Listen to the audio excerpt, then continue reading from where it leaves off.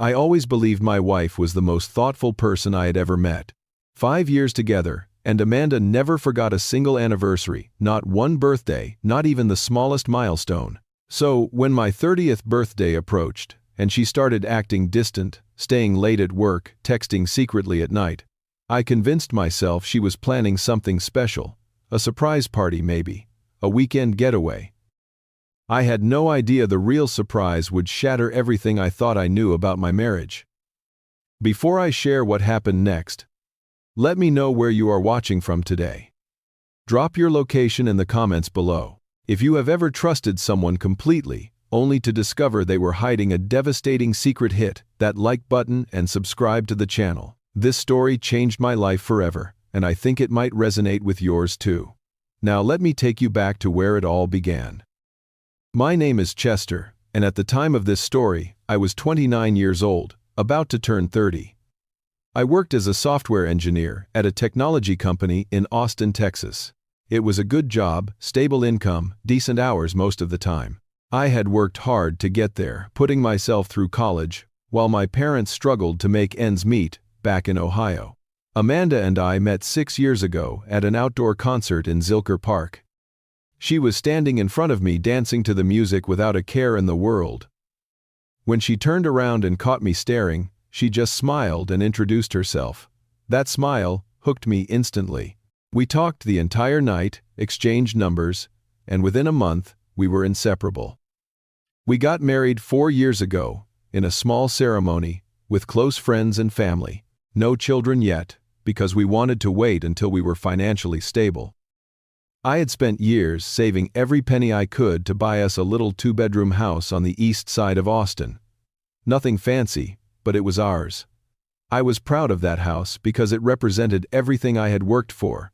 Amanda worked as a marketing manager at an agency downtown. She earned about a third of what I made, but I never minded.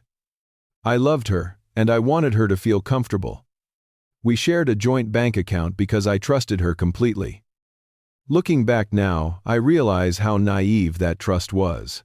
What made me believe in Amanda so deeply was how she treated special occasions. For my 25th birthday, she organized a surprise party with all my closest friends. She had spent weeks coordinating everything behind my back. And when I walked into that room full of people shouting "Happy Birthday," I felt like the luckiest man alive. Every year after that, she wrote me handwritten cards filled with words that made my heart swell. She remembered the little things too, like the anniversary of our first date, the day we adopted our cat Biscuit, even the day I got my promotion at work. So when the weeks leading up to my 30th birthday felt different, I told myself there had to be a reason. Amanda started coming home later than usual, sometimes not until 9 or 10 at night. She blamed it on a big project at work, said her team was under pressure to deliver results before the quarter ended. I believed her because I had no reason not to. But then I noticed the texting. She would be sitting next to me on the couch, phone in hand, typing away with a little smile on her face. Whenever I glanced over, she would quickly lock the screen and set the phone face down. When I asked who she was talking to, she would say it was just a coworker discussing work stuff. I accepted that explanation, even though something in my gut felt uneasy. 1 week before my birthday, Amanda dropped a bomb. She told me she had to go on a business trip over the weekend, which happened to fall exactly on my 30th birthday. My heart sank a little, but I tried to be understanding. Work is work, right? She promised she would make it up to me when she got back, said we would celebrate properly the following weekend. I nodded and kissed her forehead, telling her I understood. But that uneasy feeling in my gut grew stronger. 3 days before my birthday, everything changed. Amanda was in the shower, and her phone buzzed on the nightstand. I was not the type to snoop, but the screen lit up with a preview of the message, and my eyes caught it before I could look away. The message was from someone named Derek. It read, "Cannot wait until this weekend. Room 304, like usual." I stood there frozen, my heart pounding so hard I could hear it in my ears. Room 304, like usual. Those words echoed in my mind. What did that mean? Who was Derek? Why were they meeting in a hotel room? I wanted to confront Amanda right then, to burst into the bathroom and demand answers, but something stopped me. Maybe it was shock. Maybe it was the desperate hope that I was misunderstanding something. I placed her phone back exactly where it was and pretended I had seen nothing. That night, I lay beside Amanda in our bed, staring at the ceiling while she slept peacefully. The woman I loved, the woman I had built my life with, was hiding something from me. I could feel it in my bones. But I needed to know the truth before I made any accusations. The next morning, after Amanda left for work, I sat down at our computer and opened her email. We had always shared passwords because we trusted each other, or at least, I thought we did.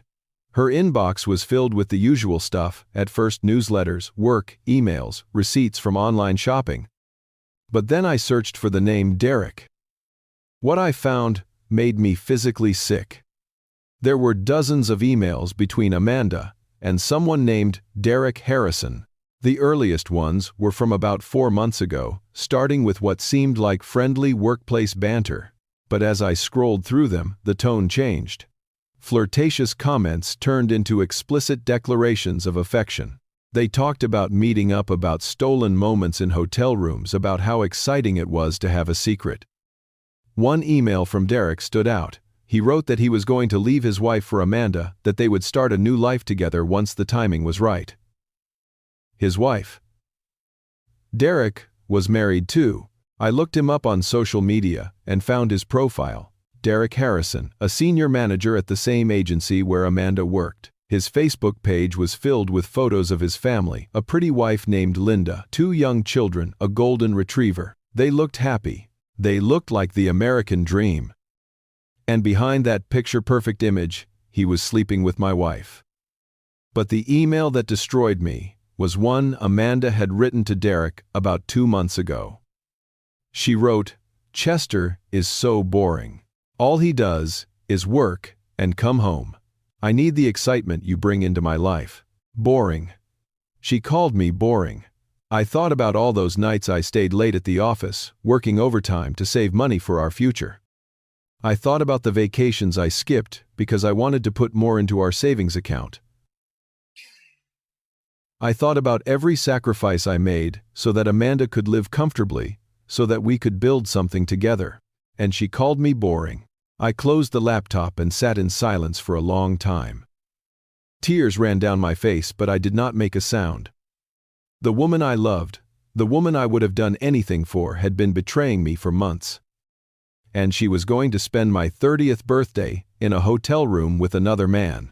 The morning of my 30th birthday arrived gray and cold. Amanda woke up early, moving around the bedroom as she packed a small suitcase. I lay in bed watching her, waiting, hoping that maybe, just maybe, she would remember what day it was. She zipped up her bag and walked over to the bed. She leaned down and kissed my forehead softly. "I have to head out early to catch my flight," she said. "I will be back Sunday night. Love you." And just like that, she walked out the door. No happy birthday. No acknowledgement that I was turning 30 years old. Nothing. The door clicked shut behind her, and I was alone. I stared at the ceiling for what felt like hours. The silence in the house was deafening. Part of me wanted to stay in bed forever, to disappear into the mattress and never face reality again. But another part of me, a stronger part, refused to let this be my story. I was not going to be the pathetic husband who sat at home crying while his wife cheated on him.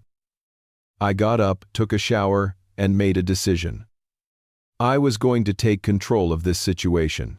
My first call was to Marcus, an old friend from college, who had become a divorce lawyer. I explained everything to him, the emails, the hotel room, the business trip that was really a romantic getaway with another man. Marcus listened without interrupting, then told me exactly what I needed to do. First, document everything he said. Screenshots of the emails, records of hotel charges on your credit card, statements, anything that proves the affair. Second, do not confront her yet. You need to protect yourself legally before you make any moves. I spent the next few hours following his advice.